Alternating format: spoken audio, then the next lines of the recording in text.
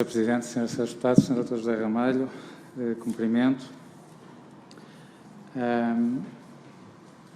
Nós já entramos aqui numa fase, digamos, posterior à anterior Comissão de Inquérito do Banco Espírito Santo, mas confesso que com alguma frustração minha não estamos a conseguir introduzir muita novidade face àquilo que tínhamos até à data. Eu vou, contudo, focar-me aqui num tema que aconteceu posterior a essa data, mas confesso também não tenho muita expectativa e com isto modero as expectativas em relação a informação nova relativamente àquilo que foi conversado até agora.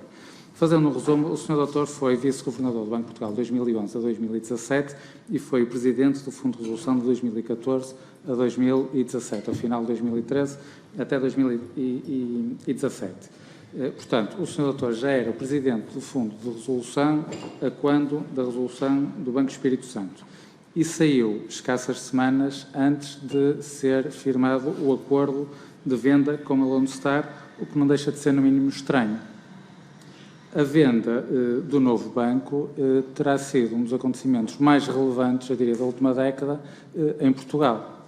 Portanto, não me parece que seja, ou melhor, eu diria que seria normal que o Sr. Doutor quisesse concluir aquilo que começou.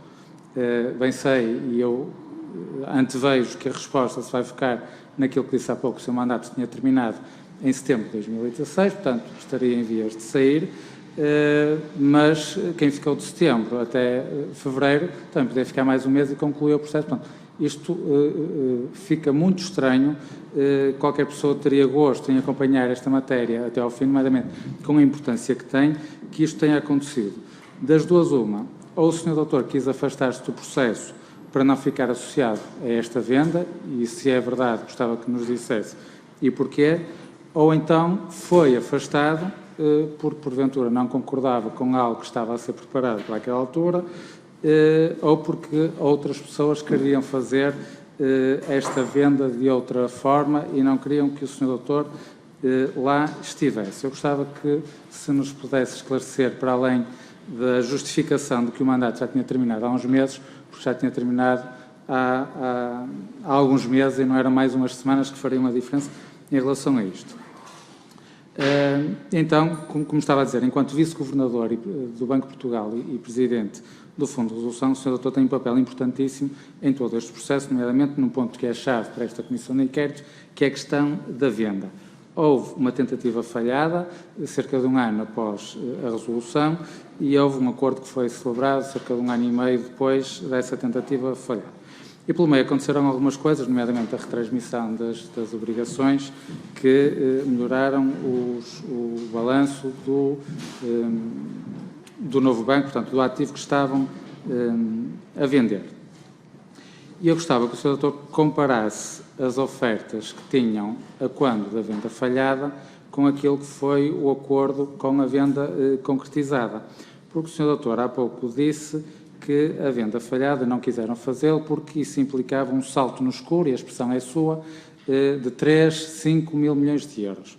Mas o que é certo é que com a venda concretizada deu-se esse salto no escuro, usando a mesma terminologia, de 3,9 mil milhões de euros, e recordo que, entretanto, entre um processo e outro, houve aquela recapitalização de 2 mil milhões de euros. E gostava de juntar isto também num outro aspecto.